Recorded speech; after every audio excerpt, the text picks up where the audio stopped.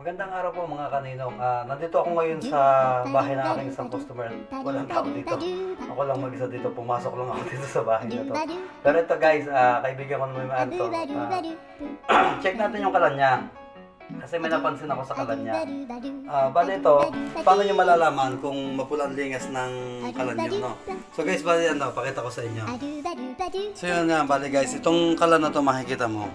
Yung pinakadulo ng burner niya, yan, ito. Ay may uling, yan, maitim, ano? So yan po yung palatandaan na ang lingas ng inyong kalan ay mapula. So ano bang gagawin natin para mawala yung pula na yan? So yan, tingnan mo po itong isa. Yan, tingnan niyo po itong isa, wala siyang itim dito sa ibabaw. Yan, wala. Kasi nga po ay maganda yung lingas niyan. For sure, hindi yan mapula. Ito, sigurado mapula to. So check natin to. Yan guys, ayun yung sinasabi ko na mapula yung lingas niya. Ayan, kita nyo yung ibabaw. Ang pula ng lingas, testingin natin itong isa. Testing natin to. Yan guys, tingnan nyo po. Ayan, hindi po mapula yung kanyang lingas. Ayan ang kulay pula dun sa ibabaw. Pero, yan, pag napansin nyo pong ganyan yung lingas ng kalan nyo, yan po ay sala pa rin sa timing. So itatiming ko yan para magkaroon ng lingas yung gitna. Yan, ganyan po dapat. Tsaka dapat nga yan, hindi siya mapula yan. Dapat yan ganyan blue flame para po hindi siya mauling sa kaldero. Ito po kasi isa na to, yan, pag po ganyang mapula, ayan po ay napakauling sa kaldero na yan. Tapos, tatiming ko rin po yan, Yan. Bali, ganito po, hanapin niyo po dito sa ilalim yung adjuster, ganito po, para makita niyo po kung maganda ng lingas, dapat nakabukas yan, para pag in-adjust ninyo, yan, makita mo ganyan. So, ayan, ganyan na po yan. Blue flame na po siya. Hindi na siya mauling sa kaldero. Paano naman po ito i-adjust? Ito po, pakita ko po sa inyo. Nakita nyo po itong adjuster na to. Ayan, ito po sa ilalim na to. Yan. Ito po yung gagalawin ninyo para po makita ninyong naging blue flame siya. Dapat nakabukas po yung apoy para po makita nyo kung blue flame.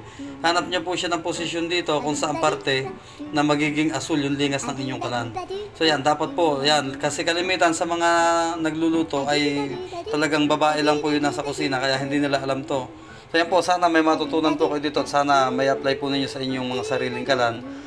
Sakali po, mapula nga yung inyong lingas, yan, yung inyong kalan, ganyan po yung gagawin niya. So ayan, di ba, mapula po yan. Adjust po natin dyan, adjust natin. Ayan, gagawin ko po dito.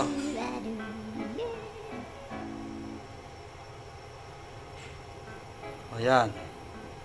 Ayan, blue flame na po siya. So, ito po yun.